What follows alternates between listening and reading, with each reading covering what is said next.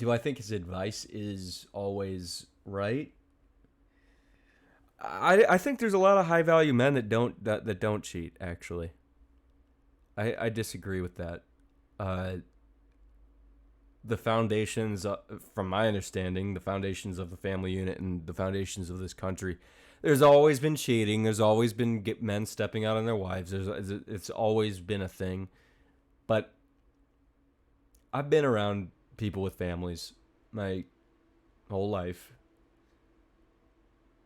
and if they were doing that, they did a really good job of keeping it quiet. And I actually just don't believe that that was the case with a lot of them. I really just don't. Number one, I don't think the guys necessarily, even if they're high value, even if they make a lot of money, they don't necessarily think that they have those options.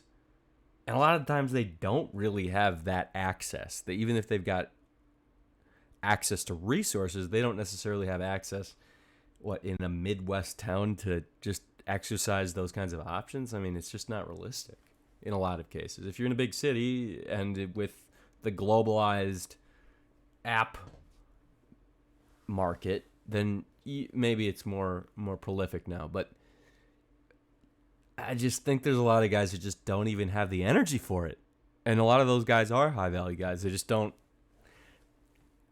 it's not in their framework, basically. And that's probably for the best. Well, it's to their detriment a lot of the time, but in and of itself, it's actually not to their detriment. It's just the indirect consequences of it and the position of power dynamics in the relationship. But in and of itself, the actual act of cheating is probably a negative. So I'm not so sure if I agree with him to just say, get on board, the guy's going to exercise options. I think there's a lot of guys that just don't do that. And when I say that, I mean high value guys. I think there's a lot of high value guys that just don't do that. But should you expect that that's a possibility? Yes. And should you just get over it and work through it? Absolutely, you should. I completely support Kanye West.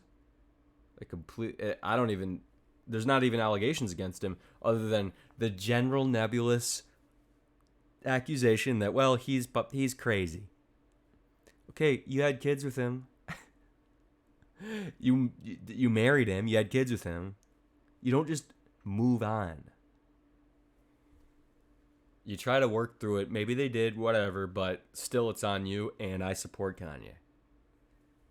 And when he said if they got back together, it'd be inspiring to millions of families who are having those kinds of problems, he's absolutely right. And whenever I've brought this up to girls on dates, which I have actually many times, always take her side, of course, and that's completely fine. They can do that. But it's kind of shocking when I say, yeah, I completely disagree. I take Kanye's side. And I do it in a lighthearted way because,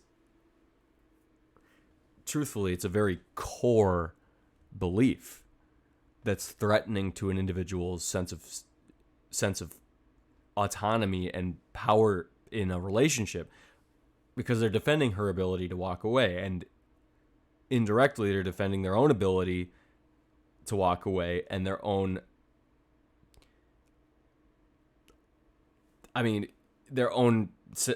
ability to control the situation.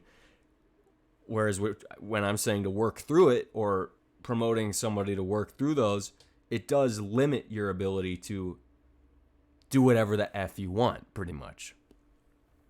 They don't like that. That's a problem. So